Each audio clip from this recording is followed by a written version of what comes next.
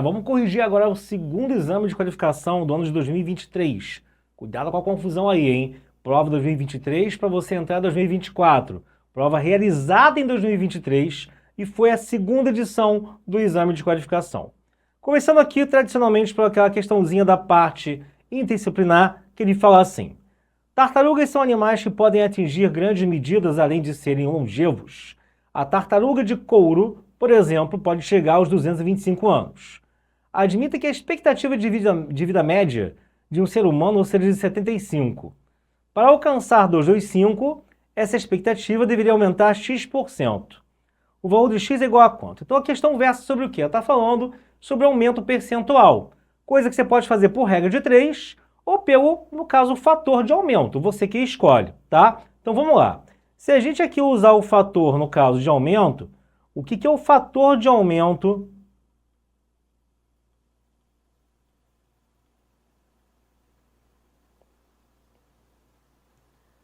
percentual? É um número pelo qual eu devo multiplicar um alguém para ter o valor final dele depois de um aumento. É tipo começar com 100 reais e saber quanto que aqueles 100 reais valem daqui a um dado período, tendo sido aumentado, sei lá, de 10%, né? Lembrando que, tipo, se eu aumento alguém, então, em 10%, é você multiplicar o valor por 1,1, que é 1 mais 0,1. Se eu aumento alguém em 20%, é você multiplicar por 1,2, e assim vai, tá? A galera da regra de 3 não gosta muito de fazer assim, mas isso também só é útil quando você tem apenas dois valores envolvidos, como aqui. Se eu começar a fazer o aumento do aumento em sequência, fazer por regra de 3 vai complicar a sua vida. Então é bom você mais cedo ou mais tarde saber isso daqui. No caso, o objetivo é você sair de 75, né, e chegar aos 225 anos, virar um Highlander aí, né? Então, chegar aos 225. Logo, existe um aumento percentual, existe um fator multiplicativo associado a ele para que eu faça isso. Fica 75 vezes f igual a 225. Se eu divido 225 por 75, isso vai dar 3. Só que o 3 não quer dizer que eu estou aumentando 300%, porque o 3 é o resultado de ter feito 1 mais o x%, 1 mais a porcentagem. Então, a porcentagem em si, ela é de 2, vulgo, 200%, tá? Então, aumento de 200% na sua expectativa de vida para você durar isso tudo, ok? Haja suco detox para isso. Tá bom, gente? Tranquilidade? Então, essa primeira foi, tá? Agora vamos para o bloco mesmo de matemática em si. A gente fez a questão interdisciplinar e já começa com função do segundo grau, que é um assunto padrão de prova Enem e UERJ. Então vamos ler aqui.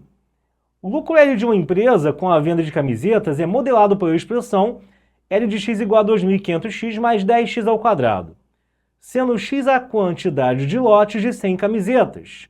De acordo com esse modelo, o lucro obtido com 4.000 camisetas em reais é igual a quanto? Não se engana, tem gente que decora, se é função do segundo grau, eu vou sair metendo ali x do vértice e y do vértice, é o maníaco do vértice. E aí, galera, é bem simples a parada. Ele só quer que você pegue, no caso, e substitua, né? No caso aí, por 4.000. Claro, cuidado, né? Nem 4.000. O X são lotes de 100 camisetas, tem que ter alguma pegadinha, né? São lotes de 100 camisetas, ou seja, em 4.000 camisetas, eu terei 4.000 dividido por 100, um valor de 40. Então, na verdade, eu tenho que o X ele é igual a 40. Então, agora sim, o lucro ao qual eu quero chegar vai ser o quê? De 2.500 vezes 40 mais 10 vezes 40 ao quadrado. vai ficar então ali no primeiro 100.000 mais 10 vezes 1.600, que dão 16.000. Então teremos aqui um lucro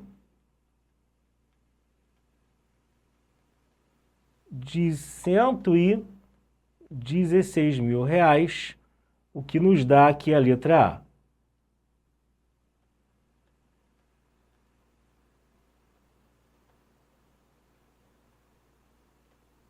Ok? Questão tranquila, padrão de substituição de valores, sem discussão quanto a ela. Vamos direto para outra, gente. Agora uma questão importante que geralmente o pessoal se enrola mais nas coisas que envolvem cilindro, cone e pirâmide. Cone e pirâmide mais e, depois disso, cilindro. Principalmente na planificação. Então você tem que saber a planificação de cilindro, tem que saber o efeito de planificar o cilindro, que é pegar qualquer coisa curva em volta dele e tornar reto, e por aí vai, tá? Então vamos lá. Pegando então aí, ó, ele fala, considere um cilindro circular reto de altura H e raio R em centímetros. A planificação da lateral do cilindro é um retângulo. Então a planificação é um retângulo de perímetro 40 centímetros. Então a planificação é um retângulo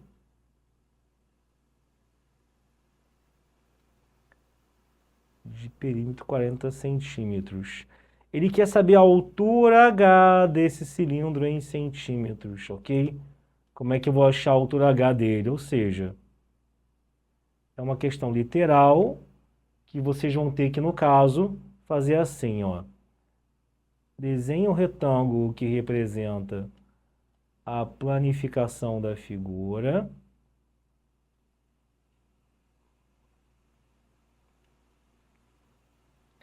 E lembrando que a base de um cilindro planificado, né, que isso é igual a 2πr.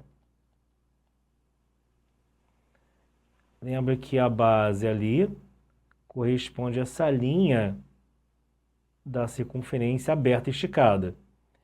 Então, né, a gente vai ter que o perímetro da planificação é 40. Então, se eu somar aqui 2Hs com 2πrs,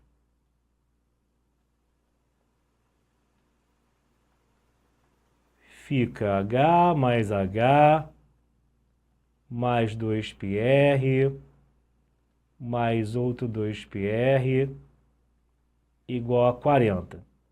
Então, 2H com 4πr igual a 40.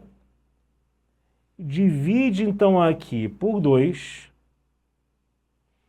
E você vai ter que H com 2πr vai dar 20. Aí pronto. O H vai ser 20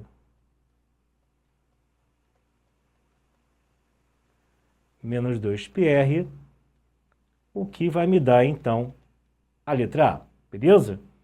Simples, direta e reta, né? O pessoal, quando vê questão literal, fica logo achando que é o cão chupando manga, mas você está vendo que era coisa bem tranquila, tá? Vamos seguir, né? Tchaca na buchaca. Cuidado com essa daqui. Essa daqui que é o tipo de questão que o indivíduo lê e fica falando, meu irmão, o que é isso que está aqui na minha frente? Não, o cara tem que saber ler, amiguinhozinho. Não é outra coisa. A questão não tem matéria, tu vai ver só. Olha só. Uma estudante possui uma calculadora que permite realizar a seguinte operação por meio de uma tecla especial. Digitou, então tá lá, sem nada para fazer em casa, isolada, não tem LOL, não tem nada na vida. Digitou X, em seguida, após apertar essa tecla, o resultado que sai é 1 sobre 1 mais X.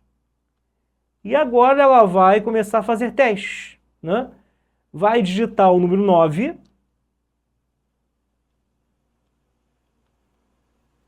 Isso vai dar um número, só que ela vai apertar a tecla 2 vezes, ou seja, apertou a tecla a primeira vez, deu já um paranauê aqui de valor. Apertou a segunda vez, deu outro. E o que ele quer saber é o resultado final após isso. Então, a primeira vez que você aperta a tecla, o número que era x vira 1 sobre 1 mais x. Então, o número que era 9 vira 1 sobre 1 mais 9.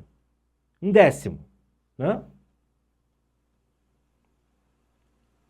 Agora, ela vai submeter esse número à tecla de novo, ou seja, vai pegar ele, e ele vai ficar lá embaixo na fração 1 sobre 1 mais x, onde o x agora é o resultado da operação anterior. E eu tenho que fazer conta direito com fração, que é basicamente isso que a UERJ está querendo ver de você aí. Interpretação e saber fazer conta direito com fração. Isso vai dar, então, 1. Aqui, ó, sobe o 10, vai ficar 10 mais 1, 11 décimos. E dividir por fração é o mesmo que multiplicar pelo inverso. Então, isso vai dar 10 sobre 11, 10 sobre 11, que é justamente a letra C, tá? Só isso, só. Se fosse pior, né, não? Tá? Só isso, tá bom, pessoal? Tranquilo, tá? Agora, né, tudo depende de como tá a cara do enunciado.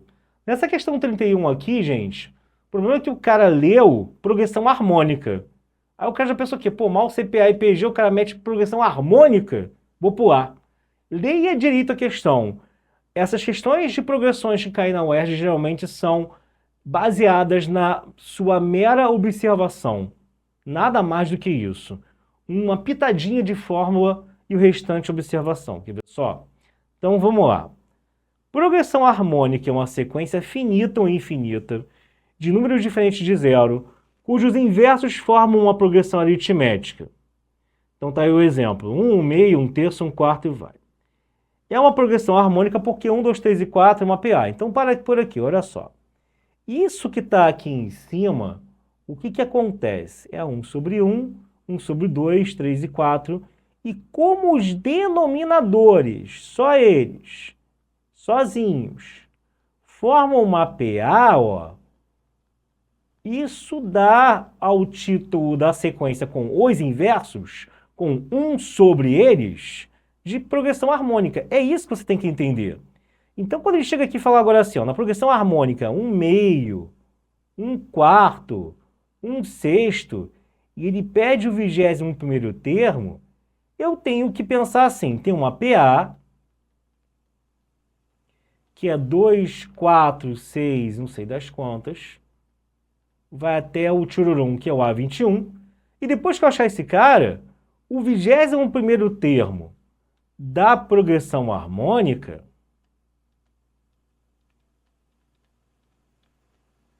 é pegar esse valor que eu estou achando ali em cima e inverter, colocar 1 sobre ele. É isso. Esse nome só está aí para variar, mais uma vez, para te assustar. Então, o 21º termo da progressão harmônica vai ser 1 sobre isso.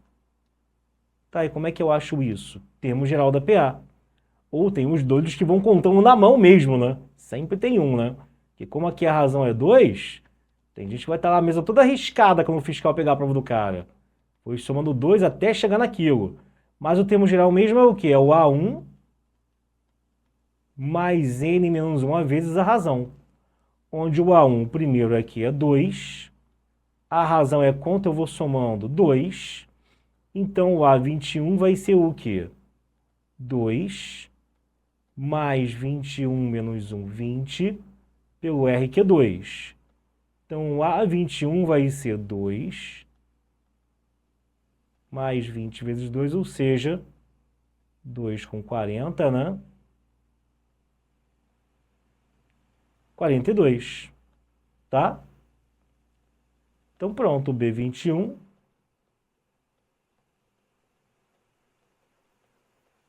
vai dar 1 sobre isso. E aí temos com resposta letra B. Era isso, tá? Não tinha nada demais então aí, média harmônica, e não, viajou. Bom, que é média harmônica da estatística, né? Geralmente o cara que sabe mais aqui, ele vai dar uma viajada, mas não precisa. Ok, queridos? Próxima questão aí, o problema dela é o desenho, né? Porque o desenho foi de sacanagem, com aquelas pessoas que acham que é só botar uma reguinha ali, ver uma proporção para confiar no desenho, e você jamais pode confiar no desenho, nos tamanhos e proporções que tem numa prova de vestibular. Então vamos lá. Um agricultor dividiu um terreno plano em retas paralelas e plantou sobre elas sementes de determinada árvore frutífera. Para obter uma boa colheita, essas sementes foram dispostas a uma distância de 2 metros entre si. A imagem a seguir ilustra a plantação após um tempo. Tá, aí tá aí o desenho, ele pergunta a menor distância em metros entre duas dessas retas, né, traçadas para o plantio, é igual a quanto? Vamos ver o desenho aqui, gente. Se você analisar o triângulo que está aqui, isso, meus amigos, é um triângulo equilátero, não? Porque, pô, todo mundo é igual a 2.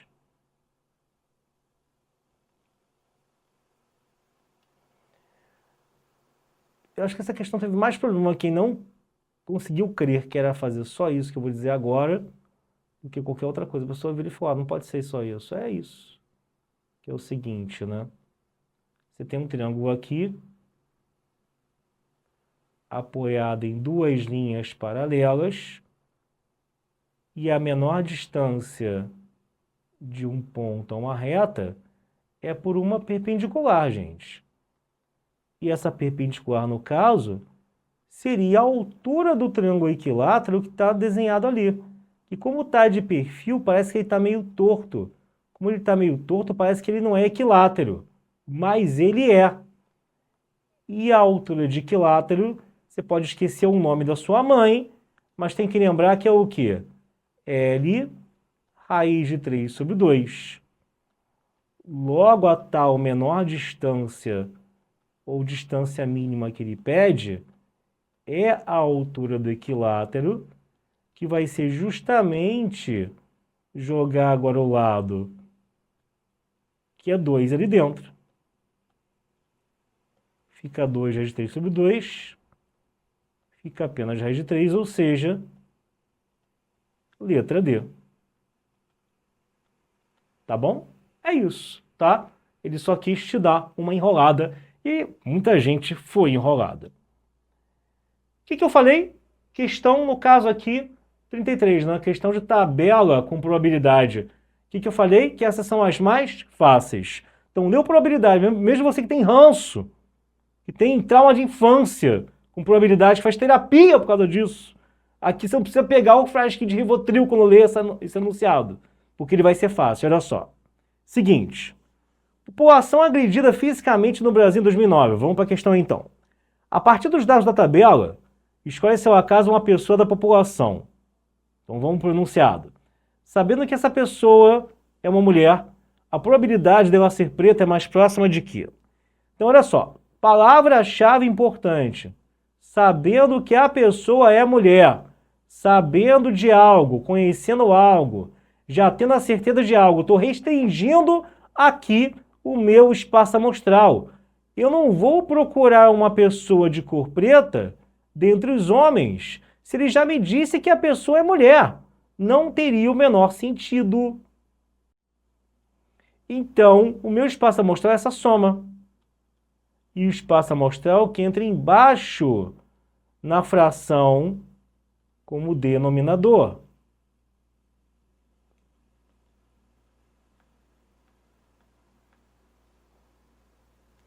Dentro das mulheres, quantas são pretas? São as 608 mil. É isso.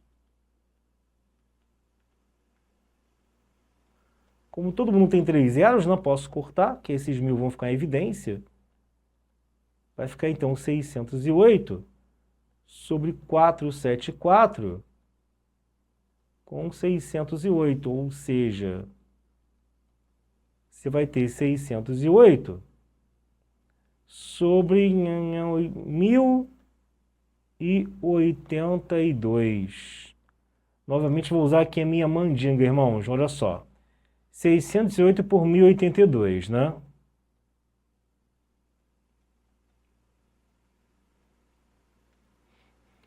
Isso daria, no caso, então, 0,5 alguma coisa, né? 5.000 Não chega a 6, que 6 ultrapassa. Ah, 0,56, acabou. Eu posso também pensar assim, né?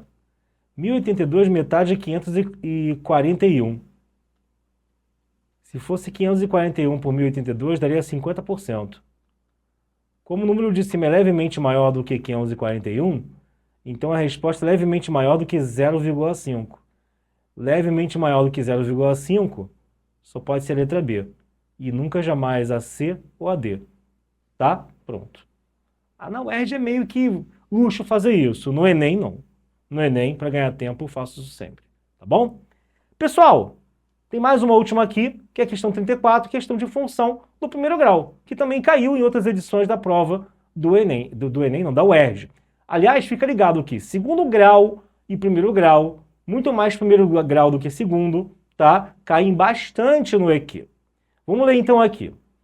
Um professor precisou ajustar as notas X de seus alunos, transformando-as em Y, por meio da equação y igual a ax mais b.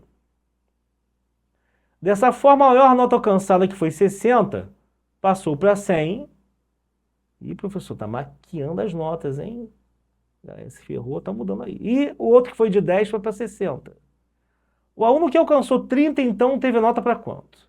Então, olha só. Está usando a função onde o y é a nota nova e o x é antiga. Então, na situação que eu tenho 60 e 100, é o par ordenado em que o y é 100 e a nota que era de antes é o x. Guarda. Depois, tem o par que era a nota que era 10, que foi para 60, né? É já o contrário. A nota antiga é 10 e a nota nova é 60. Substitui o x por 10 e o y esquerdo por 60. A melhor maneira de você sair aqui numa questão que tem um sisteminha, o que eu tenho? Eu tenho um sistema com as informações geradas ao substituir as coisas na função do primeiro grau. A melhor coisa que fazer aqui é subtrair uma da outra. Faz uma linha menos a outra, porque o B já corta. E aí sobra aqui 100 menos 60 dá 40. E 60A menos 10A dão 50A. Logo, o A vai dar 4/5. E aí, voltando aqui na primeira equação, na segunda, se você preferir, o 100 vai ser o A, que eu já sei que são 4/5, vezes 60 mais B. Dá para fazer uns cortezinhos aqui, né? Faz com 60, que nem você faria com a invejosa, corta, aí fica 100 igual a 48 mais B. E o B vai dar 52. Aí pronto, a expressão que a gente tem que usar para para mudar as notas, né? É 4/5 de x mais 52. Logo, quem tirou 30, sendo a nota antiga x igual a 30, ele vai ficar com quanto agora? O sortudo vai ficar, no caso aqui, 30 por 5, 6, por 4, 24, vai ficar com nota 76. Bom? Ou seja, letra C aí, letra C, é a que você vai marcar. Beleza? Isso aí. Fecha, no caso aí, essa prova. Novamente revisa. Ela foi um pouco mais difícil que a do ano seguinte, que é de 2024, que se você tiver seguindo a ordem na plataforma, é a próxima que a gente vai fazer, tá bom? Então, um beijo ou me aguarda que eu já volto contigo.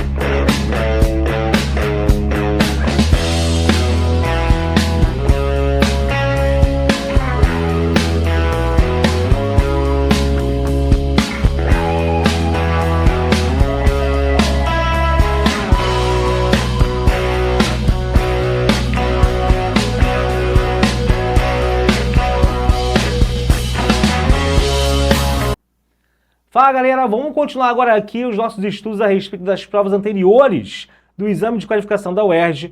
Lembrando que isso serve para todo mundo, você que chegou agora e já foi direto, afoito, em cima de correção de prova, é óbvio que não é recomendável, tem que ver a teoria primeiro, mas você já pode dar, a partir daí, uma noção, já pode ter uma noção, dando uma olhada do que você precisa estudar, daquilo que você não viu direito no colégio, ou viu e não lembra mais, mas principalmente você que está em reta final, serve agora para você aprimorar os seus estudos e saber, em cima disso, o que você tem que dar apenas uma olhadinha para revisar e o que você vai ter que realmente ver de novo como se nunca tivesse visto antes. Tá? É importante fazer esse mapeamento.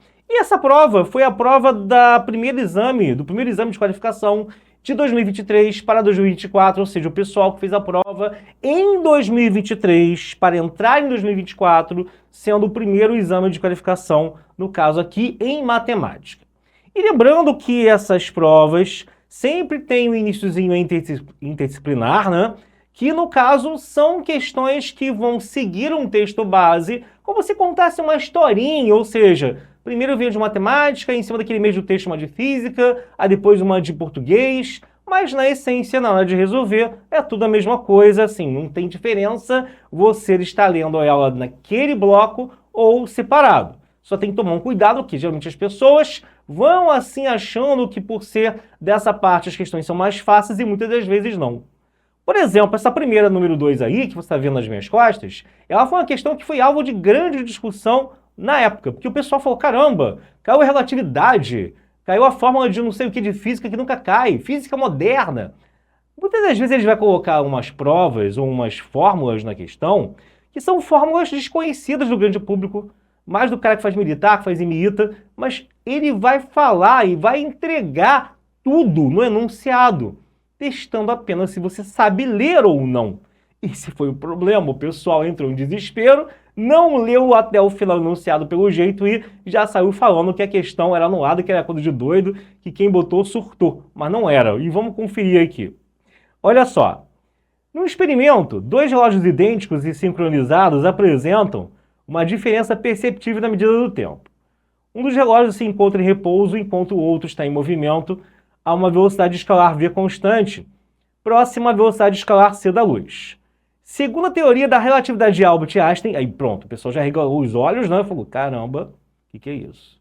Entre o intervalo de tempo ΔT, medido pelo relógio em repouso, e o intervalo de tempo ΔT2, medido pelo relógio em movimento, observa-se a seguinte relação.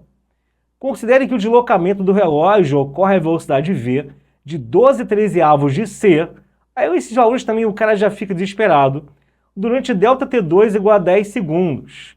Logo o tempo ΔT1 decorrido no relógio é igual a quanto? Volta para cá, gente. Essa questão, só para você entender que diabos está acontecendo, ela fala sobre relatividade, que é você, a velocidades próximas à velocidade da luz, ter a massa variando, ter o tempo variando, ter comprimento variando. Mas você não precisa entender nada disso para você fazer a questão. A questão é, olha os valores, joga na fórmula, substitui e seja feliz. E foi essa trava que te impediu de fazer isso. Ah, mas ele botou 12/13. Irmão, se ele coloca os valores 12/13, ou 5/12, 13/5, eu fico, cara, saltando de felicidade na hora da prova. Por quê?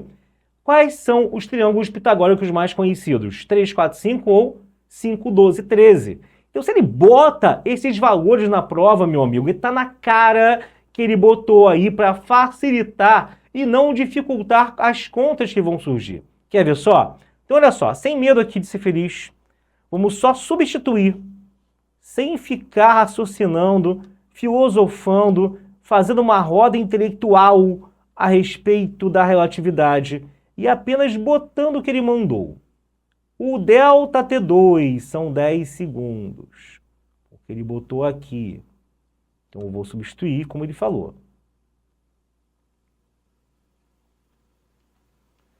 Lá embaixo, o V de cima são 12/13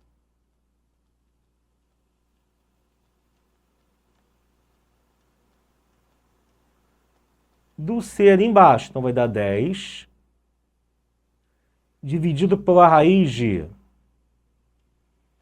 1 menos 144 sobre 169C2 sobre C2. Então esse C que tanto aqui estava te deixando com medo, caramba, os caras são doidos, tem que botar decorado a velocidade da luz. Não, no vácuo, não. Tá vendo que ele vai cortar. Vai sobrar apenas 1 menos 144 sobre 169, que se você tirar o MMC, fazer borboleta, sei lá que técnica você usa, tem técnica com um nome estranho para fazer um mais um, né? Aí você vai ter o quê? Vai ficar aqui 25 sobre o 69.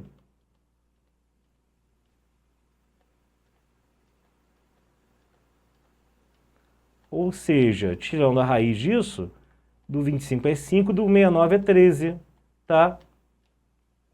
Aí, ó, o que acontece? Vai ficar aqui o ΔT1, repete o 10, multiplica pelo inverso, 130 por 5, 26 segundos. É isso, tá?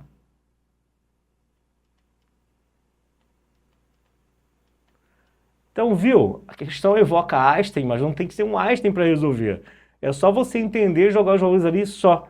Isso acontece muito no Enem também, tá, galera? Ele bota uma fórmula lá que ele sabe que você vai precisar apavorar, mas na hora de você usar é só substituir valores. Geralmente, quanto mais complexa a fórmula nova, entre aspas, que ele bota, é só você seguir o chefe, fazer o que ele diz que vai dar tudo bem. Essa foi a questão da parte interdisciplinar. Agora a gente vai ver as questões do bloco mesmo de ciência da natureza não, de matemática, né? A gente não está em física, é em matemática, ok? Vai ver as questões mesmo do bloco de matemática. E a primeira delas seria, no caso aqui, uma de uma sequência, e cuidado, você vai muito viciado em PA e PG. Tem sequência que cai que não é nem PA nem PG, mas também não é nenhuma sequência bizarra. Já caiu PA de segunda ordem na prova da UERJ. Mas essa daqui é mais na base da malemolência, mais na base da observação. Que é o seguinte, ó. A sequência 0, 5, 5, 0, e vai, né? O 3 pontinhos quer dizer que a princípio não termina. É de tal maneira que o primeiro termo e o segundo são ambos iguais a 0. O terceiro termo é 5. E o AN, é que tem o problema, que a pessoa entender isso aqui. O AN é o algarismo das unidades da soma dos 3 termos anteriores. Se eu tenho aqui um AN, né? AN-1 com AN-2 com AN-3, se eu uso, galera, o AN como símbolo para o termo atual, você tem que entender aqui, ou pela saco, ai grosso, né, que esses termos aqui são os 3 termos anteriores.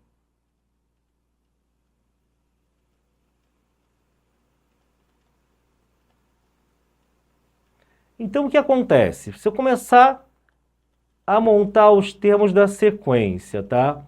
Você vai ter o quê? 0, 0, porque ele já tinha falado. Aí depois é 5.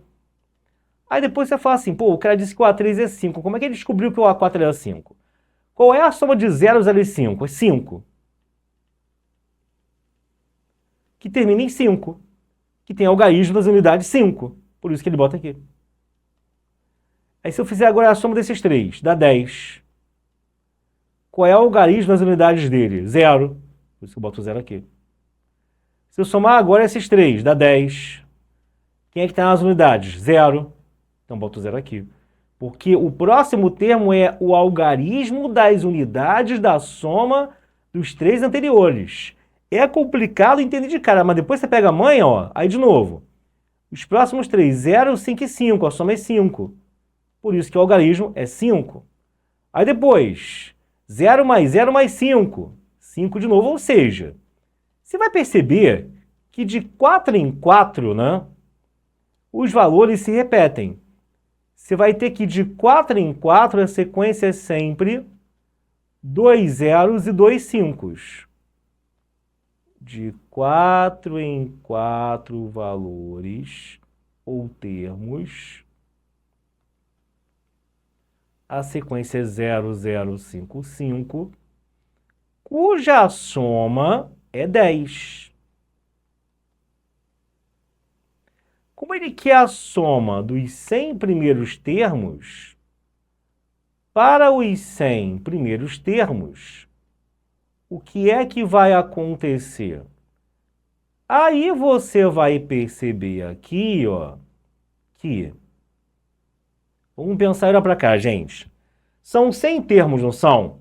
De 4 em 4 você não está repetindo as coisas? Então pega 100 e divide por 4. Porque de 4 em 4 a soma dá 10. Eu tenho que ver, então, quantos quartetos por inteiro eu tenho para saber quantas vezes eu tenho esse 10 aparecendo para ter a soma final. E isso, vem cá, ó. É só você pegar agora aqui o 100, dividir por 4. Isso quer dizer que eu terei 25 repetições dessa. Isso quer dizer que a soma total mesmo que ele pediu, dos 100 primeiros, é fazer 25 vezes 10. 250. Ou seja, resposta letra D, tá? Que é o que está aqui.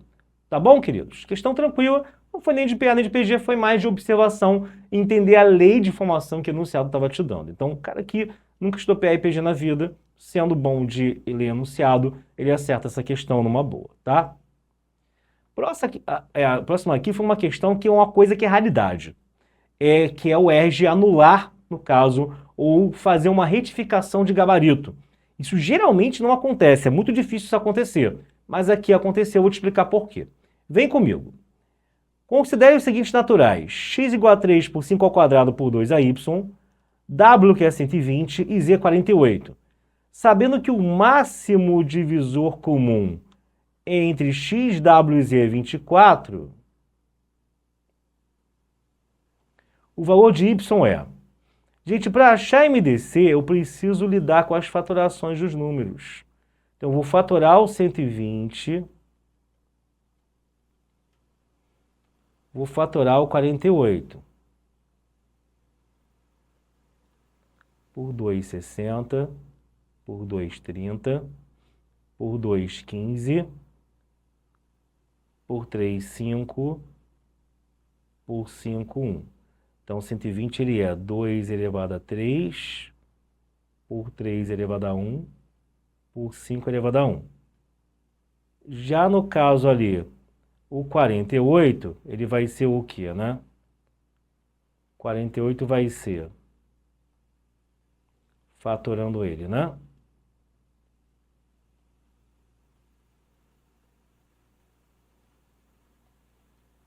Por 2, 24, por 2, 12, por 2, 6, por 2, 3, por 3, 1.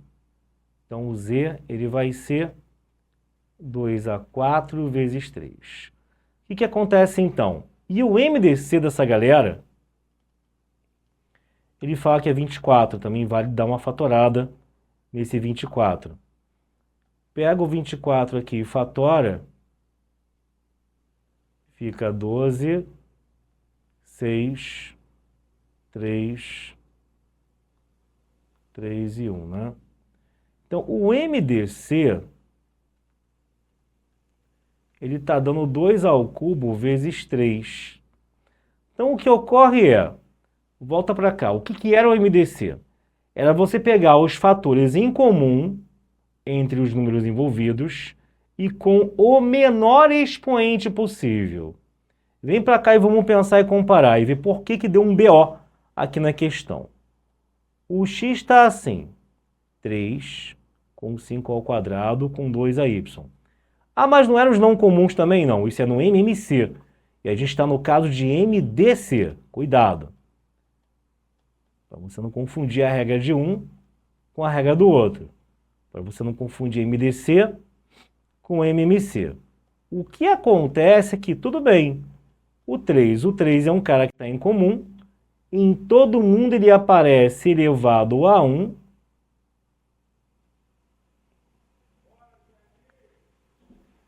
E aí você vai ter o quê? Você tem que... O 2 ao cubo, que aparece na resposta final, é que é o guia para eu saber qual é o possível expoente do y. Porque assim, Se a gente olhar aqui, só com W e com Z, o menor expoente do W é 3. E aí, no caso, como o expoente que vai para o final é o menor dos que apareceram, né, o y não pode, por exemplo, ser 2. Que se for 2, ele passa a ser o menor, e não é isso que apareceu aqui, né? O MMC tem 3, não tem 2. Agora, pensa comigo, galera, vem para cá. Olha a falha da questão. Se o y fosse 4, teria algum problema? Não, porque eu tenho que pegar o menor dos expoentes, que eu já vi que tem que ser 3, e eu tenho outra conta com o 3.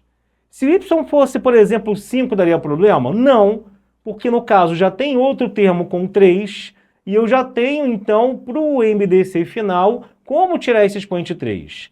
A questão não queria o valor do y, ela queria o menor valor possível do y, porque senão tanto 3, 4 ou 5 poderiam ser respostas. Volta aqui. Então é isso que fez a questão, no caso, ser anulada, tá?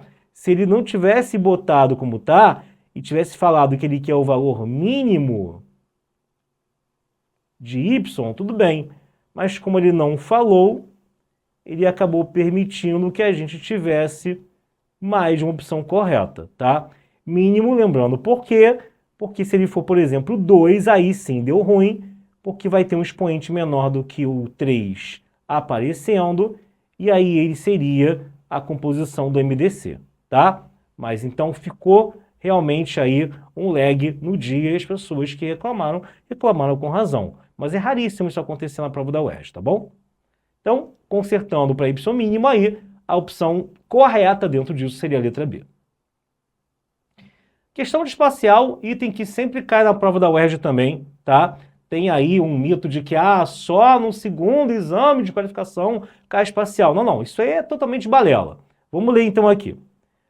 A figura a seguir representa um prisma reto com aresta lateral de 10. Sua base é um trapézio com 3 lados medindo 3 metros e o quarto lado medindo 6. Ele quer o volume do prisma. Só vem para cá comigo de novo. Cuidado que ele está com uma base aí perto de você e outra lá atrás. A figura está deitada. A figura poderia estar assim, mas ela está assim. Tipo uma embalagem de Toblerone, sei lá o que é aquilo, né? Tá uma base aqui na frente, que é um trapézio. Então uma base lá atrás e ao longo aqui da ligação de um para o outro é a altura. Que se eu colocar a figura de pé, é esse 10 metros que o desenho indica, ok? Então vamos lá. Então a sua tarefa é, se isso aqui é um prisma, o volume de prisma é a área da base pela altura. A altura já está aqui, que é 10. E no caso, a base é esse trapézio, que base em prisma são o quê? Polígonos idênticos e paralelos entre si, tá? Então, a base, ela é justamente esse trapézio que está na nossa frente, que tem base menor 3, que tem base maior 6, e a alturazinha dele eu não tenho ainda. Aí é que tá. Qual que é a alturazinha dele? Pegando então a vista frontal desse trapézio, ó, relaxa. E repara também aqui. Você vai ter que, aqui em cima por ser 6, vamos transportar com as alturas a base menor para a base maior. 6 menos 3 dá outro 3. Como a figura é simétrica, é um trapézio isósceles, vão 3 meios para cada lado, tá? E essa ligaçãozinha aqui, ele também falou que é 3. Então, o que acontece é o seguinte, ó. Você vai fazer um Pitágoras, onde aqui são 3 meios, aqui é 3 e aqui o H. H é a alturazinha da base do prisma. Não confunda a altura da base com a altura da figura espacial. Então fica 3 ao quadrado igual a 3 meios ao quadrado mais H ao quadrado. Fica então 9 igual a 9 quartos mais H2. Joga isso para a esquerda. Ficam 27 quartos, né? Aí pronto, tirando a raiz, o H vai dar 3 raiz de 3 sobre 2. Tendo isso em mãos, eu já tenho como calcular a área da base. O que vai ser então a área da base, seu Léo Stronda? É o seguinte, ó, você vai ter aqui base menor mais base maior, pela altura aqui esse 3 raiz de 3, dividido pelo 2, que é o 2 já da fórmula, né? Tem o 2 da continha e o 2 da fórmula.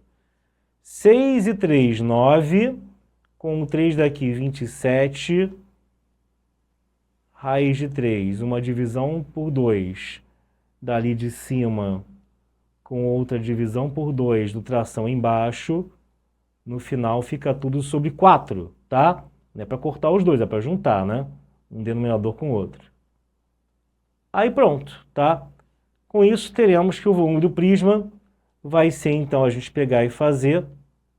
Calma aqui, volta para cá. Deu 27 raiz de 3 sobre 4. Então, o volume vai dar 27, área da base, raiz de 3 sobre 4, vezes 10, que é a altura, né? Com isso, teremos que o volume, então, vai dar...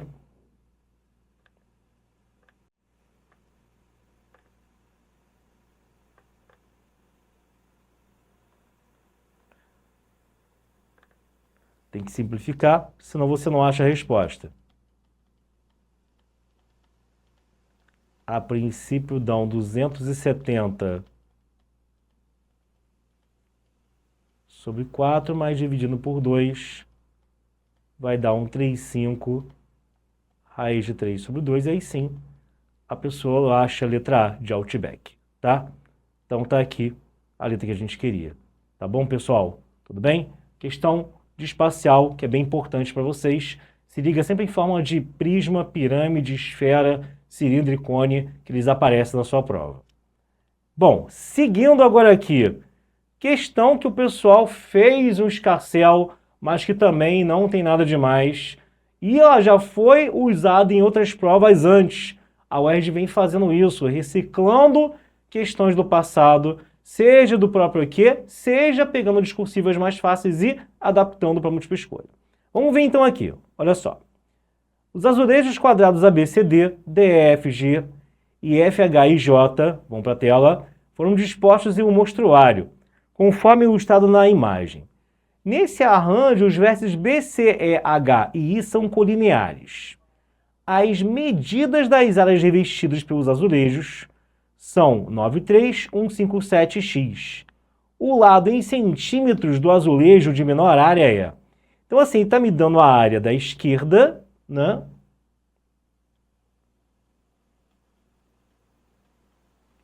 Que eu vou chamar de área 1. Está me dando a área do meio, que eu vou chamar de área 2. E me dando a área aqui da direita, que eu vou chamar de área 3. O que acontece? Se a gente começar a nomear os lados aqui das figuras, a gente vai ter o seguinte, ó. Aqui, bora chamar de lado L1, ok? Aqui, bora chamar de lado L2. E aqui de L3. O que acontece? Se eu começar a marcar os ângulos ali, aqui é 90, aqui é alfa e aqui beta. Então, estou vendo pelo desenho que alfa mais beta é 90. Porque o terceiro ângulo de 90 ali à esquerda, para a soma bater 180, né, obriga que a soma dos outros dois seja 90 também. Mas e daí? Só que aqui, ó, é 90 graus também, tá vendo? E para eu fechar 180, esse outro vai ter que ser beta. Então acaba que eu fico alfa, 90, beta, o que obriga também aqui em cima a ser alfa. Nessa brincadeira, eu estou com um triângulo em pé assim, ó. Tem aqui o L2, aqui o L1, aqui beta e aqui alfa. E tô com um deitadinho que está falando o quê, né?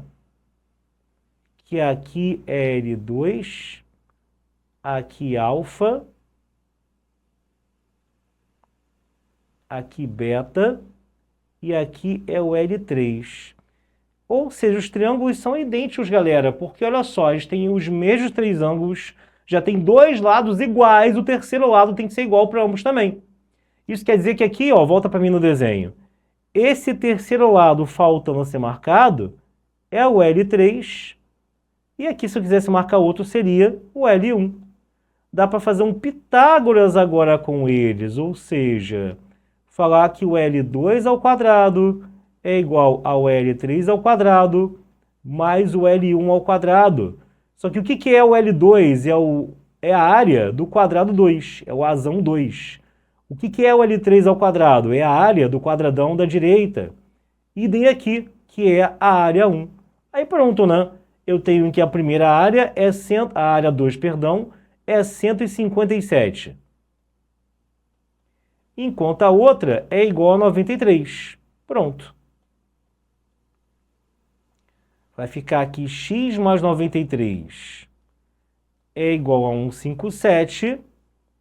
Então, isso vai me dar, então, 64, né? Ele quer o lado, então, o L2 ao quadrado, o L3 ao quadrado é 64. Então, o lado do azulejo de menor área vai ser 8. Tirei a raiz aqui, tá? Resposta, então, letra D, tá bem? Então, cuidado, questão que a pessoa que faz prova anterior, ela se dá bem. Depois eu vou te dar o bizu, que a gente sempre faz lá em motivacional, de que provas são mais importantes você estudar além da própria prova da UERJ. E é bom lembrar que uma delas é a prova da banca Econorio. Banca Econorio é uma banca, tá aqui em cima, ó, que é responsável por provas, como a da UERJ também, da prova de Vassouras. Então, prova de Vassouras, você vai lá no site da Econorio, que você acha a prova de Vassouras, e para quem vai fazer específica de medicina, para quem vai fazer o exame de qualificação, ela é um ótimo treino para você. Não tem nenhum livro em cima do qual ela trabalha, então não tem que ler nenhum livro. Não trabalham com livros, não se baseiam em livros que são escolhidos todo ano, que nem o UERJ, mas o resto, a estrutura, até o cabeçalho, a aparência dela é praticamente a da UERJ, só trocando a logo. Então, é um ótimo treino para você, tá bom? Vamos seguir aqui. Questão também pedida por muitos, que aí já é uma mistura de analítica com função do primeiro grau, que o pessoal tem dificuldade. Vamos ler aqui. Observe o plano cartesiano no qual estão as funções f e g. O ponto P de interseção entre os grafos das funções possui abscissa W. Ele quer saber. Bom, galera, eu vou ter que montar a equação das duas, não tem jeito. E função do primeiro grau, para quem não lembra, é sempre da forma x mais b. Onde esse b, principalmente aqui, é a interseção da reta com o eixo y, com o eixo vertical.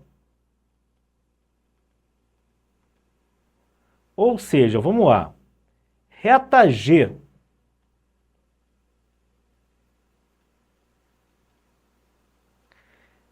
está cortando aqui no 1. Já sei que o B dela é 1. Tá? Y é igual a x mais 1.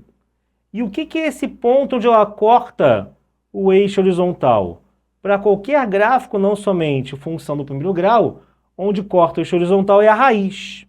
Isso quer dizer que é um ponto que, se eu substituo no lugar do x e faço as contas, a conta tem que terminar dando zero. É assim que eu vou fazer para chegar ao valor do A. Pronto. Já sei que a função da reta G é da forma y igual, no caso, a x mais 1, tá? Vou ter que fazer a mesma coisa com a outra? Vou. Porque encontrar o ponto de interseção é encontrar o ponto onde as duas se igualam. Então, vou botar só uma cor diferente aqui para a reta F, né? Que é a que está ali decaindo, decrescente. Para a reta F, eu também tenho onde ela corta o eixo Y. Então, ela dá forma ax mais 15. E a raiz dela é esse 5 aqui. Lembrando que onde corta o eixo horizontal é sempre a raiz. Belezinha. Então, a conta vai dar 0 quando o x aqui for 5. O que me dá menos 15 igual a 5a, ou seja, o a igual a menos 3. Isso vai dar, então, menos 3x mais 15. Tá legal? E aí, agora é igualar as duas. Nossa, que trabalho decoro, não? Pois é. Tem que pegar e igualar as duas porque é ponto de interseção. Então, igualando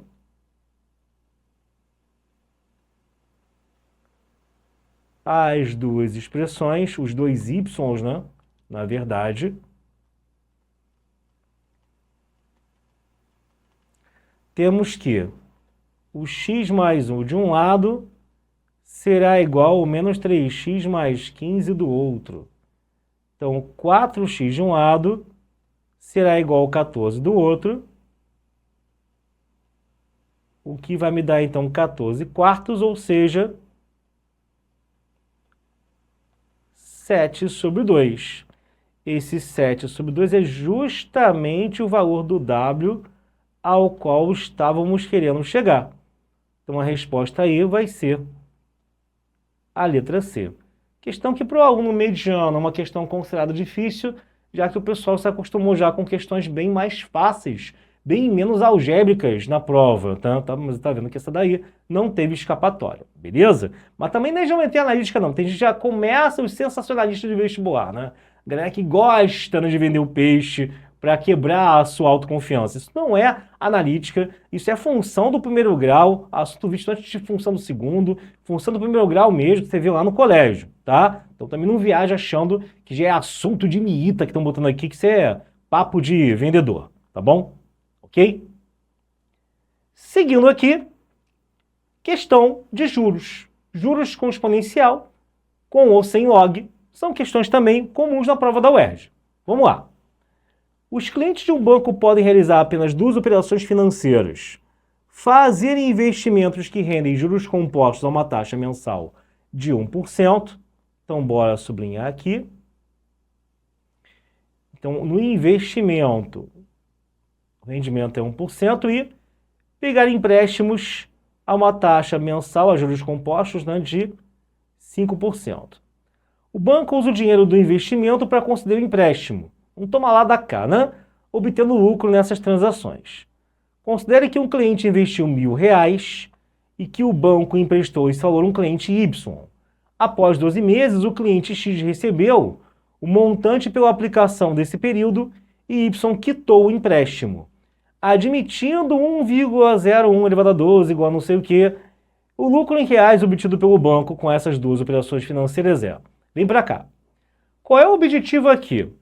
É você entender como aplicar a expressão de juro composto.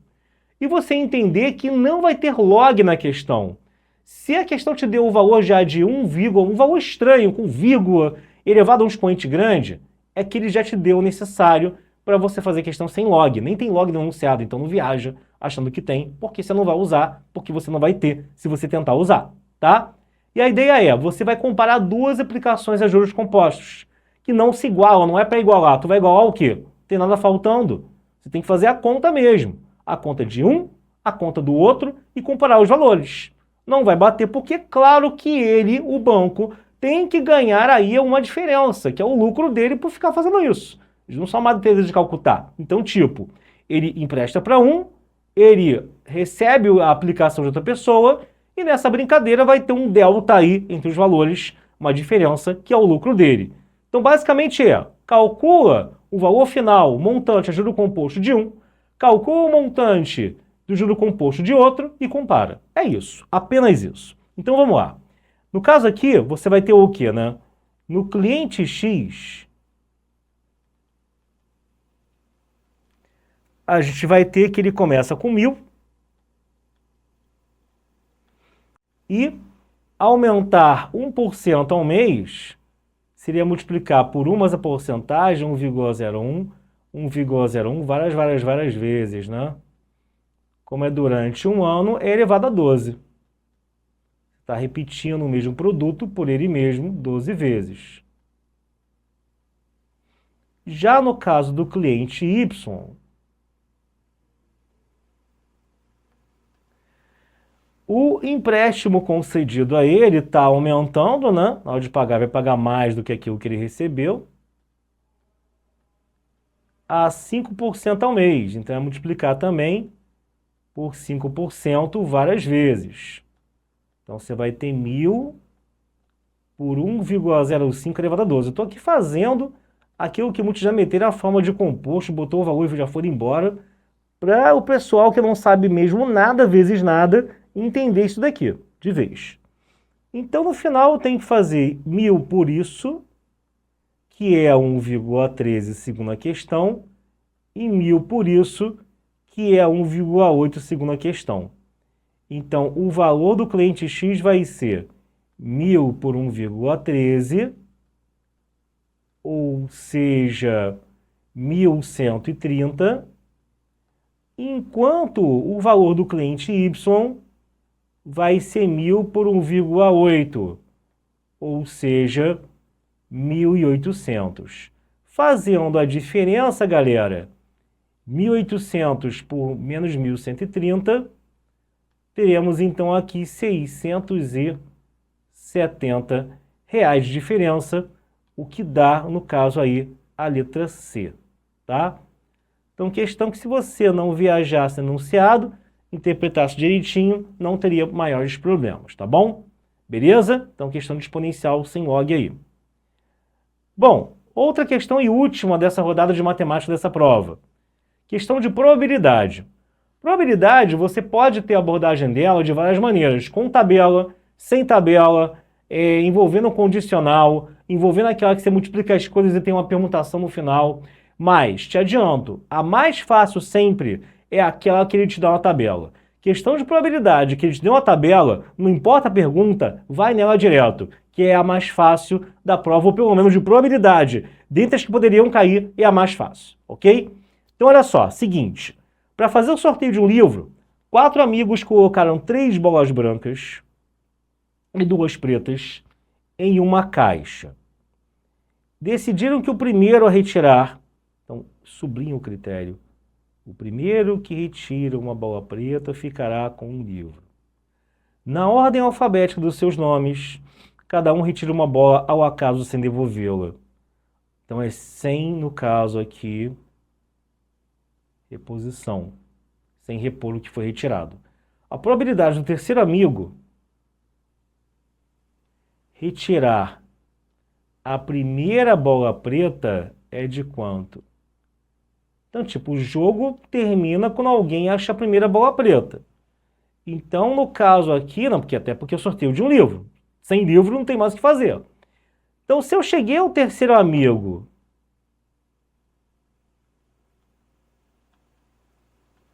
sendo ele o primeiro a retirar a bola preta, que os anteriores tiraram o quê, gente? Uma bola branca. Se o primeiro e o segundo amigos tentam a sorte e tiram bola branca, significa que nenhuma bola preta foi retirada ainda. E se eu tenho 3 brancas e 2 pretas, eu tenho um total de 5 bolinhas. E inicialmente, para tirar a primeira, que será branca, é um total de 3 em 5. Comecei em reposição, tirei a primeira branca, sobraram 2. Num total de 4 bolinhas. Tirar a próxima branca agora é 2 em 4. Tirei mais uma branca, sobrou uma. Para agora sair uma preta, vai ser o quê? São 2 num total de 3 bolotas. Então, essa conta vai dar, aqui eu posso cortar, né? Aqui também será igual a 1/5. 1/5 que é igual a 0,2, que é igual a 20%. Então, a probabilidade do que ele queria é de 20%, o que vai dar, então, a letra B, ok? Então, pessoal, fechamos com isso mais uma prova. Me fala aí o que é que você achou dessa prova desse ano, que foi uma prova considerada um pouco mais difícil por algumas pessoas, por outras não. E me fala depois lá na parte de dúvidas da plataforma o que você ainda está precisando ver ou rever, que a gente sempre gosta de fazer isso para direcionar as nossas revisões ao vivo, tá bom? Ficamos por aqui. Forte beijo. Tchau, tchau, galera.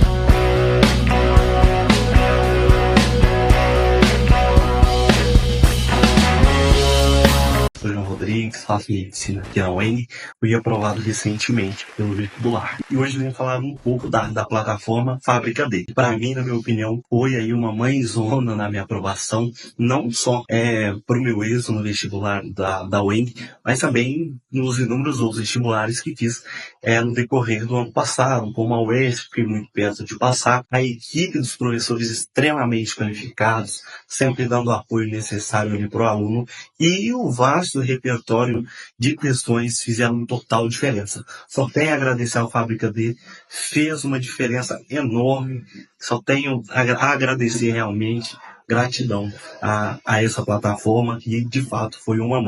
Fala pessoal, estamos aqui mais uma vez na nave do Fábrica D. Eu sou Alexandre Azevedo, professor de Matemática e Física, e estamos juntos mais uma vez contigo para corrigir aqui em tempo que eu estou gravando, foi a última prova do exame de qualificação da UERJ, a prova do primeiro exame de 2024 para entrar em 2025, se Deus quiser. Bom, essa prova aí teve altos e baixos, mas no geral o pessoal achou uma prova fácil, tá? E vamos ver o que você vai achar então agora, se você não fez a prova da prova de matemática. Lembrando que a gente vai começar por aquela questão do trecho, né, de matérias, de questões interdisciplinares, para depois ir para o bloco de matemática em si. Então tinha um texto aí que foi usado numa questão 7 que era de física e nessa questão 6 aí que é de matemática. Vamos ler juntos. Então, diante das gravações de conversas entre pessoas, os visitantes dos waterholes tinham probabilidade... Bom, lá em física eu sublinhei a segunda informação. Aqui eu vou sublinhar a primeira. 200% maior. Cuidado, tá? 200% a mais. A mais de fugir. E se escafediam com velocidade de 40% maior do que diante de sons de leões. Então, questão 6 em si. Admita que a probabilidade dos visitantes dos waterholes fugirem ao ouvirem um rugido de leões seja 33%. A probabilidade desses animais fugirem ao ouvir a voz humana é... Bom, não é 200% maior, galera? 200% maior significa o quê? O que é ser 100% maior? Você já até popularmente, né? Mesmo sem ter noção nenhuma de matemática, sabe que é o dobro. 200% maior é ele mais o dobro dele. É o triplo no final, tá? Então você vai ter que aqui, você vai ter o quê, né? Ao final...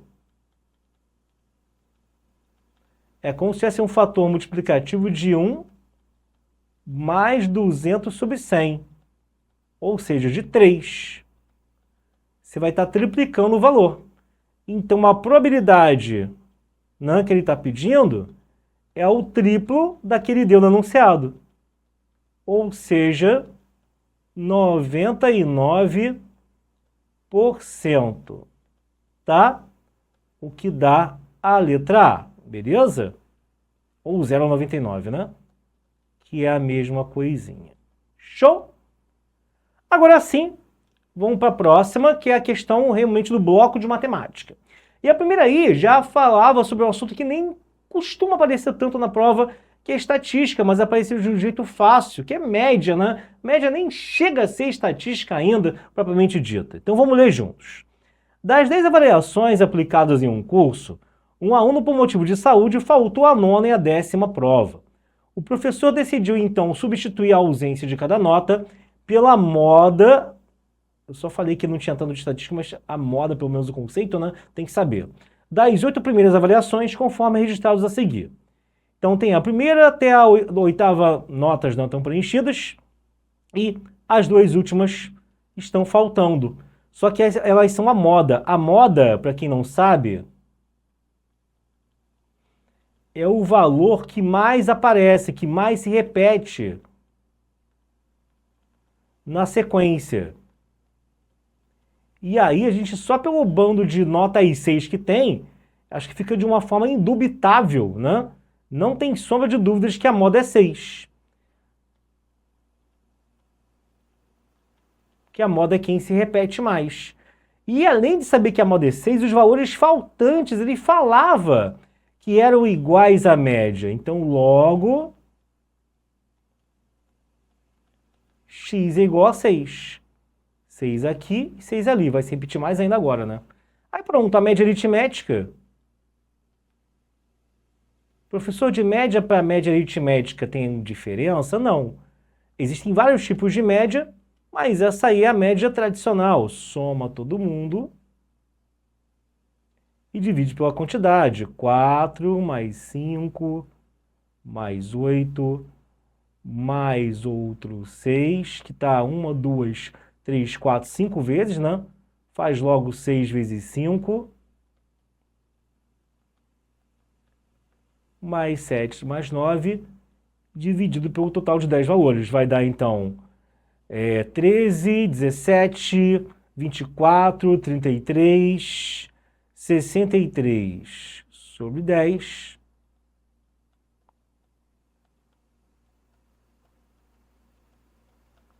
O que me dá, então, 6,3. Então, tranquilinho, teremos, então, aqui a letra B. Que nem os Beatles da LB. Foi horrível essa, tá? Ok? Então, questão simples. A próxima é questão de parcela de compra à vista e a prazo, mas não é aquela questão clássica que tem toda uma linha de raciocínio, envolvendo linha de tempo, às vezes envolvendo, pagou tanto, quanto fica devendo para o próximo mês. Não, porque isso é só uma desculpinha para a questão cair em PA. E daquelas que o indivíduo, fazendo na mão, sem fórmula, vai achar. Quer ver? Então, olha só. Na compra de um eletrodoméstico, uma pessoa pagou um total de R$1.000, né? Ok. Então, o total seria 1.000, mas ela deu uma entrada de 10%. Então, a entrada de 10% significa que ela já pagou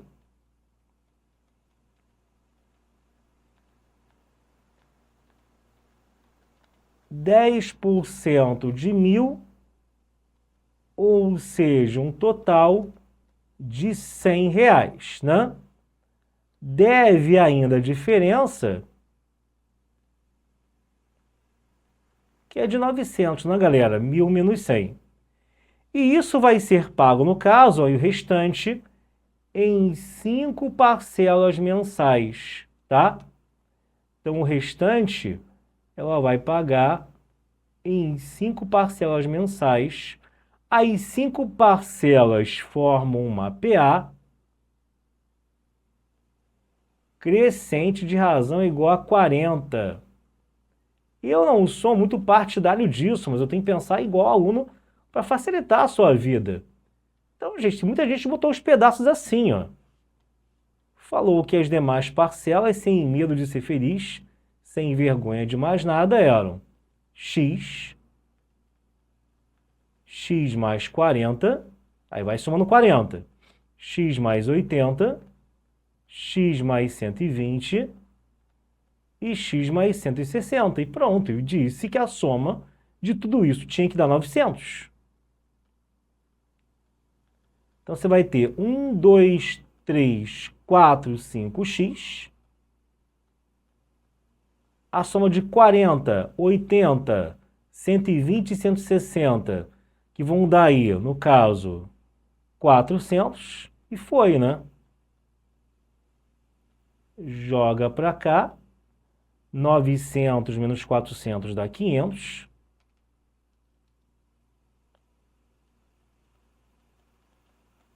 E aí, você vai ter que o x será igual a 100. Só que a pergunta não era essa, eles queriam saber o valor da última parcela paga. A última parcela, no caso, a maior parcela, era justamente o x mais 160, ou seja, 260, o que vai dar a letra C. Ok? Então, aí, eliminado, fiz pelo jeito mais simples possível, para vocês nem ficarem dizendo que eu aprendi a fórmula de soma, de termo geral, de nada, tá? Foi pelo jeito que você faria. Bom, essa próxima questão é uma das duas questões da prova que, cara, eles copiaram, uma eles adaptaram, mas essa eles copiaram, uma idêntica que já havia caído antes. Então, olha só, tá assim. Observe a seguinte imagem de uma pirâmide quadrangular regular e a planificação de sua superfície total. Na planificação, o ponto A representa um vértice de uma face lateral e o ponto B o centro da base, sendo AB igual a 16. Se a aresta da base da pirâmide mede 12 centímetros, seu volume é igual a quanto? Bom, se o AB mede 16 e a aresta da base mede 12, aquele pontinho ali está sendo puxado da metade. Aquele pontinho ali, ele está na metade, que vai me dar um 6. E como é tudo, no caso, igual a 16, esse outro pedacinho que falta para fechar o AB tem que ser igual a 10. Lembra que era tudo igual a 16, certo? E aí, galera, tranquilo, né? Com a figura montada, o que está acontecendo? A gente tem, então, aqui, ó, que, vou botar de outra cor, metade da base é 6. Eu preciso da altura da pirâmide para chegar ao volume da mesma. E ter essa linha aqui, que seria o quê? Eu vou botar aqui M aqui A. Esse AM é essa medida aqui, do vértice da pirâmide até o ponto médio lá embaixo, que é a altura de uma das faces laterais que forma a figura. Seria essa linha daqui. Como é que eu acho o AM? Eu já achei, da figura eu já vi que o AM é 10.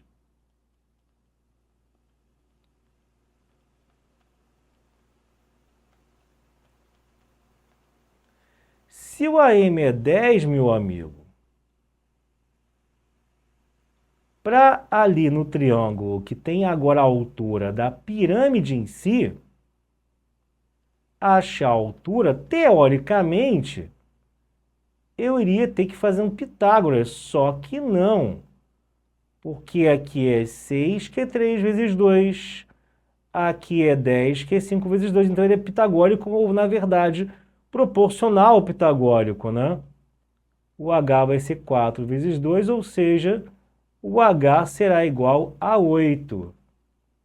Então, acabou.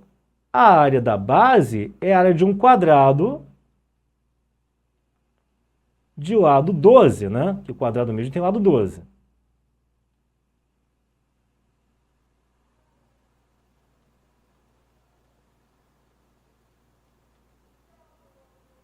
Então dá 144. E o volume da pirâmide, tem aqui um terço, né? Ué, não era a área da base pela altura sobre 3? Então, mas botar um terço na frente ou dividir por 3 no final é a mesma coisa, né, gente? Vezes 144, pela altura aqui é 8, acabou. 144 por 3, isso dá exatamente 48. 48 por 8, bom, vai ficar 64, 384 no final. 384 centímetros cúbicos. Letra A, então, aqui, tá? Questão padrão, questão que você que estudou, fez o trabalho de casa, o beabá de geometria espacial, acertaria numa boa, tá? Bom, próxima aqui, essa sim foi uma surpresa, não diria surpresa, mas algumas pessoas não estavam preparadas, que o pessoal estuda muito em áreas a parte de área do setor circular e comprimento de arco o pessoal dá uns moles e esquece. Então vamos lá, gente. Figura a seguir ilustra o deslocamento de uma partícula pelo percurso FG-HI, partindo de F sobre os arcos e sobre a tela, conforme a indicação abaixo. Observe, CD igual a RCA igual a 2R, então aqui, ó, CD, vou marcar aqui, né? Igual a R, e aqui vale 2R. Ou seja, existe um pedaço de círculo de raio R e um pedaço de círculo de raio 2R, tá? O DCI é de 30 graus e o ECF é de 60 graus. Ok. Bom, muito bem. E aí, ele falou que os arcos têm centro no ponto C, beleza? E que é o comprimento total do percurso FGHI. O que é o percurso FGHI? Eu vou destacar aqui de outra cor. É somar essa parte reta com essas duas curvinhas aqui, ó. A parte reta é o 2R menos o R. É direto um outro R. Só que esse mais R está em todas as questões, exceto, quer dizer, todas não, né? Eu cortaria como ONU já B e a C por causa disso. Esse vou ter que somar o mais R no final. E o restante, gente? Fazer um desenho aqui separado, o que vai acontecer? A gente vai ter que... O restante é o seguinte, né? No caso, o arco é FG. Se aqui é 60, aqui é 30. Que o total tem que dar 90 graus. E arco de circunferência, para você medir o tamanho da linhazinha, não é a área, o tamanho da linhazinha, você faz uma regra de 3. Ou seja, você tem 2R e quer saber o L aqui em cima, o tamanho desse barbante curvo, vamos assim dizer, tá? É uma regra de 3 que é assim, se fosse 2π vezes o raio,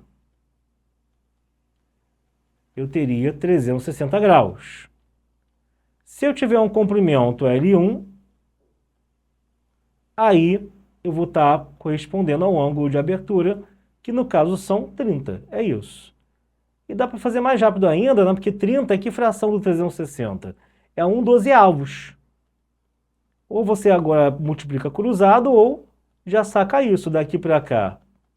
Eu vou dividir por 12, daqui para cá eu também vou dividir por 12. Então o L1 seria fazer o 2π vezes o raio, só que o raio aqui, ele é 2R, e não R simples, dividido por 12.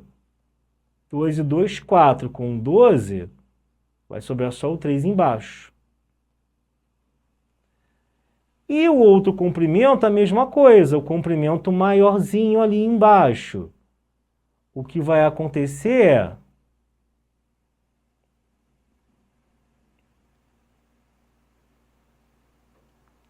Aqui serão, no caso, 60 graus, né?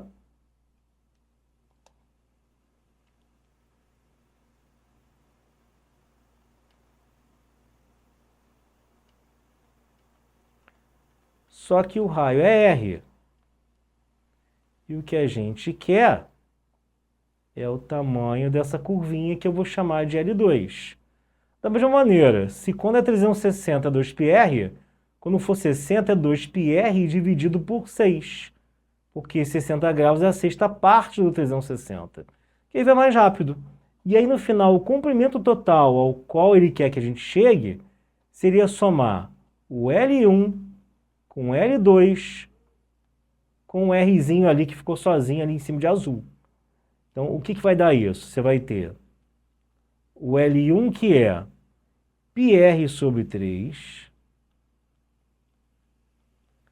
com L2 que é 2πr sobre 6, mais o R sozinho. Só que aqui eu posso cortar mais, né? Então, eu terei πr sobre 3, mais πr sobre 3, mais R. Aí pronto. Vai dar 2πr sobre 3, mais R, o que é a letra A. Essa questão foi a considerada mais difícil da prova, porque o pessoal, notoriamente, se enrolou em muita coisa aí, tá? Não esquece, comprimento de circunferência, duas crianças brincando no parque, 2π, tá? Então, isso aí você não pode mais esquecer, ok? Questão de função do segundo grau. Já estamos lá em direção final, galera. Seguinte. Essa aqui ele fala assim, a função quadrática f, definida por f igual a menos 3 meios de x2 mais 6x mais 4, sendo x um número real, é representada graficamente pela seguinte parábola. Na parábola, o ponto P, que representa a interseção com estas ordenadas, e o ponto Q formam o segmento PQ paralelo ao eixo. Vamos para a tela então. A distância entre os pontos P e Q mede. O ponto P vem da interseção da parábola com o eixo Y. E interseção de parábola com o eixo Y é sempre o termo constante. Qual é a ideia? A distância entre os pontos P e Q é a mesma coisa que achar o x que representa o ponto Q, o x que representa o ponto P, que é 0, e tirar a distância entre eles. Como que eu faço isso? Repara que o y do P é o mesmo y do Q, que é o 4. E ambos estão na parábola também. Então, para ambos, achar o x de cada um é pegar a parábola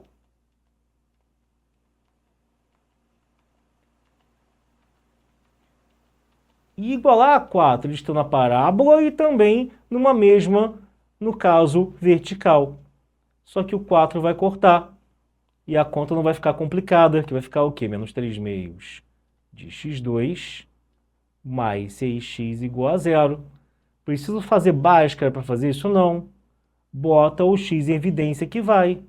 Ai, que boa ideia, professor Léo Stronda. É, que aí ó, fica produto igual a 0.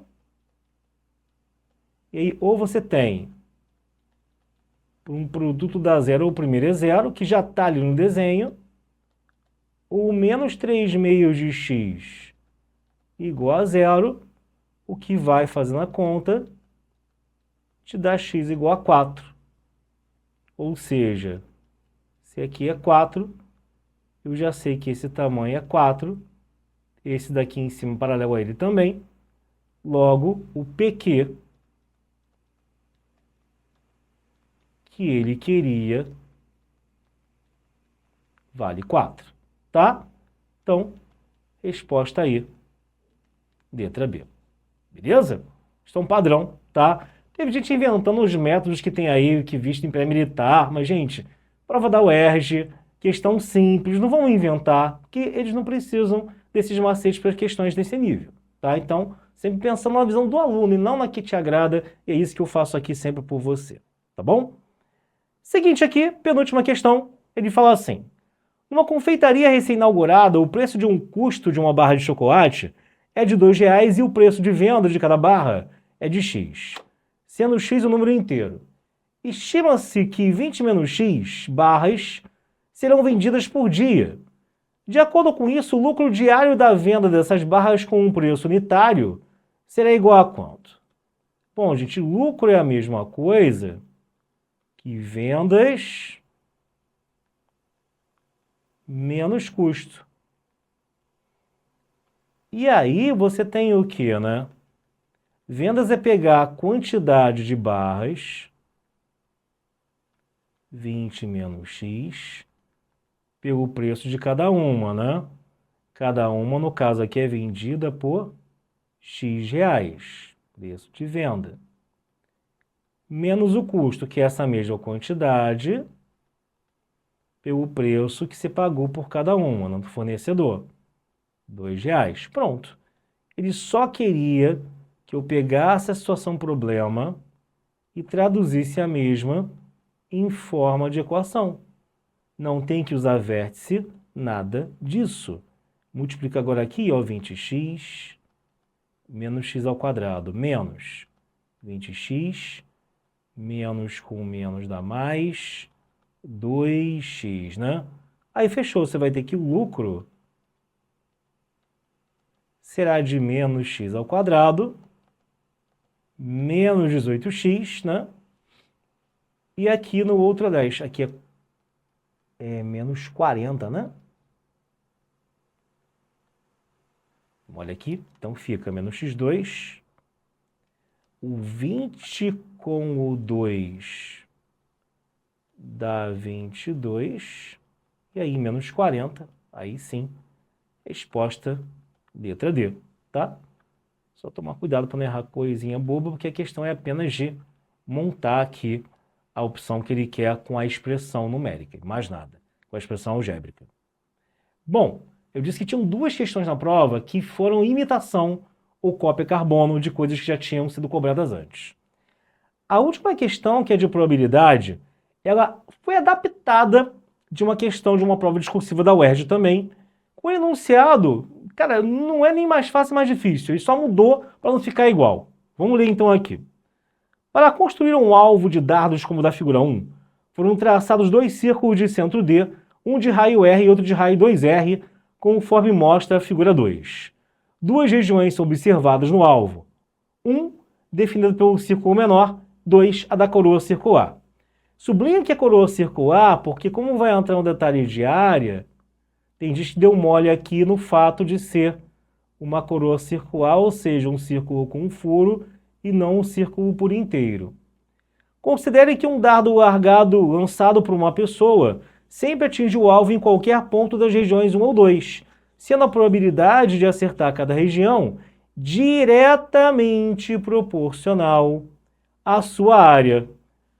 Assim, ao lançar um dardo, a probabilidade da pessoa acertar a região 2 é igual a quanto? Bom, a área da região 1, que é um círculo, né, de raio R, é direto, né? Porque você vai estar fazendo πr ao quadrado. A área da região 2, que é uma coroa circular, é fazer o círculo maior, a área dele, menos a do buraco que está de verde. Então é 4πr2 menos πr ao quadrado, ou seja, 3πr2. O importante, galera, é o seguinte, vem para cá. Isso é uma probabilidade que não é de eventos equiprováveis. É tipo quando tem dado viciado, que tem uma face e tem uma probabilidade de sair diferente das dos demais, o triplo, o dobro, o quádruplo, tá? Porque aqui está em função da área. Então não dá para falar que as regiões têm um cálculo de probabilidade, são duas regiões, então é 1/2 para cada, porque não vai de acordo com isso. Volta para mim. Com o que ele falou, como uma área é o triplo da outra, e cada probabilidade é proporcional a isso, isso quer dizer que se a área 2 é o triplo da área 1, então a probabilidade de acertar a área 2 é o triplo da de acertar a área 1. Só que independentemente dos eventos serem equiprováveis ou não, o total de tudo é sempre 100%. Então pega esse 3P1 que está aqui, bota no lugar do P2, e aí a gente vai ver que P1 com 3P1, 4P1 dá 1, ou seja, a probabilidade de acertar na região 1 é 1/4. De acertar na região 1 é 1/4, mas então, na 2, que é a que ele estava pedindo, vai ser o triplo disso, ou seja, vai ser igual a 3/4, tá? Então, era isso aí que a pessoa tinha que sacar para a questão se tornar facilmente, né, encontrável a resposta. Tá bom? Pessoal, espero que você não tenha tido nenhuma dúvida, mas se tiver, procura a gente aí. Nas nossas redes sociais você pode também encontrar informações sobre os nossos planos, se você estiver vendo a gente na área aberta, mas se você estiver já vendo na parte fechada, já entrou para a família do Fábrica D, manda sua dúvida, revê o vídeo. Lembra sempre que se você quiser ter sucesso, você vai ter que masterizar e devorar cada conteúdo que a gente tem aqui, tá bom? Ficamos por aqui. Um beijo. Valeu, tchau, tchau, galera.